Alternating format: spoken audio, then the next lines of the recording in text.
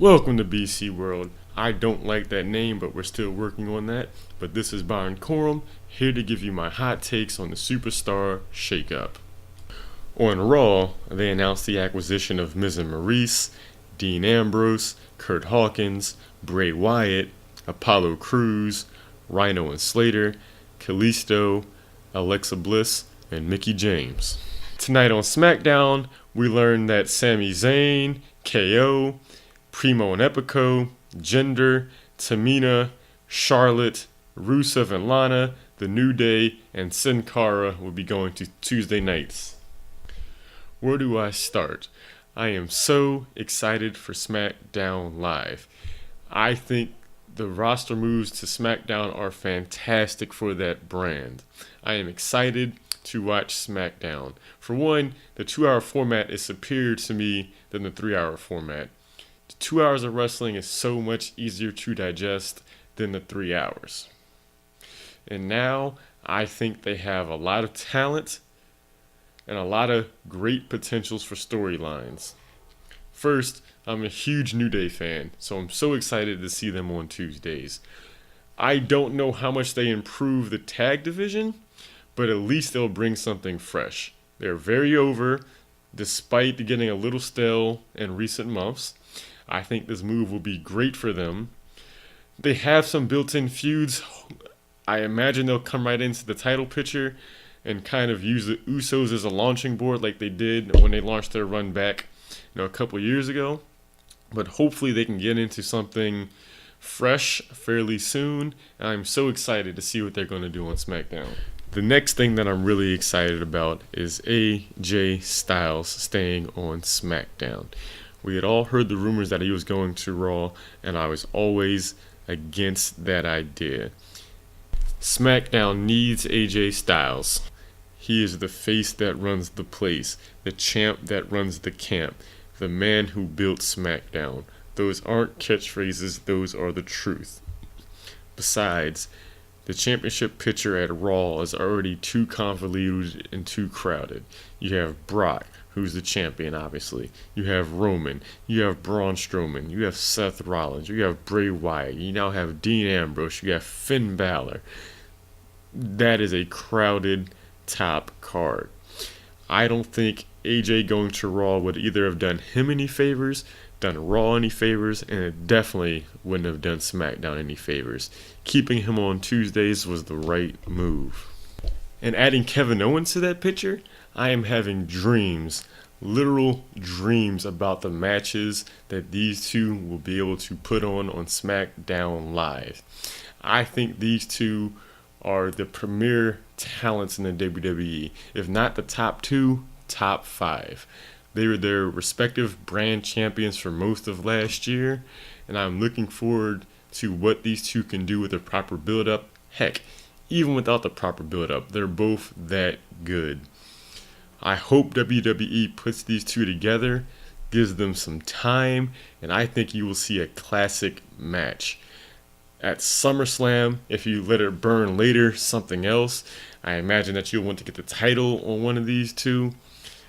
I just think the potential is limitless between those two. And the title picture on SmackDown, obviously Orton's the champion. I expect him to retain and keep the WWE title on SmackDown because I presume that Brock is going to stay on Raw and eventually have a storyline with Roman Reigns. So you have Orton in the title picture. You have Baron Corbin in the title picture. Possibly they'll give Sami Zayn a push. Not going to hold my breath, but he could be in the title picture. Maybe Handsome Rusev can get a decent push. And obviously you have Shinsuke now. Dolph will hang around. I think the potential for SmackDown Live is just fantastic. They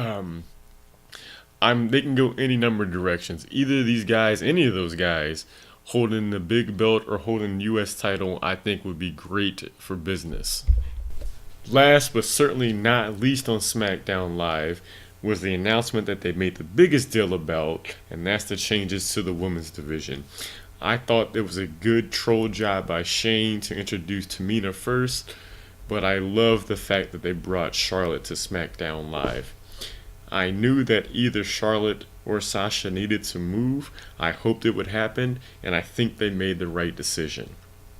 Part of me really wanted to see Sasha on SmackDown, give her a new setting, put just about all my favorites on Tuesday so I can focus all my attention there, but I think moving Charlotte was the right decision. She is the more established heel at this point. She's going to bring instant credibility to that division and has any number of ways they can go. Besides, Sasha has this built-in rivalry with Bayley that they've been building, and I think WWE would have been throwing money down the drain if they didn't make use of that. I'm less excited for Raw. The move that I was most interested in was the Bray Wyatt move. Obviously, he's going to get off to a little bit of a slow start on Raw since he's still in this program with Randy. That's going to culminate at Payback. And then it looks like he's going to go into some sort of program with Finn Balor, which will be interesting for the whole Demon King versus, Bray Wyatt's weird, cultish, haunted house theme. So that could be fun. But I don't know where he goes from there. If Finn at some point picks the title back up, that could be an interesting little storyline. But I think that'll be way further down the line after Brock drops the title to probably Roman. The women's division changes could be interesting with Alexa Bliss and Mickie James, coming over. They're both multi-time champions. I expect that we'll get a good dose of Sasha and Bayley in the coming months. Maybe these two are used to help fuel that. I don't know what's going on with Nia Jax, so maybe there's a program with her coming up. It'll be interesting to see where they fit in. Hopefully WWE uses both women's divisions better than they have in recent weeks or recent months, honestly. The other changes, I'm a big Apollo Crews fan, so I hope he gets a push. Miz and Maurice have been must-watch TV on SmackDown, so hopefully they get to do something good on Raw. Hopefully it's just not another back and forth with Ambrose. We saw that on SmackDown all year. Ambrose is a top talent. We'll see where they fit him in. I think now with all the former Shield members on one roster, it could be interesting to see if we ever actually do get that Shield reunion. I think there is money there, especially if you couple that with a Bullet Club reunion with Finn and the club. Obviously, that's a little ways down the line because I think they're all doing pretty well individually, and I kind of see where most of them have their programs going in the near future. But I think that could be very interesting. In the end, again, I am much more excited for SmackDown Live coming out of this Superstar Shakeup. What did you all think? Let me know below, and I'll catch you next time. Thanks for listening.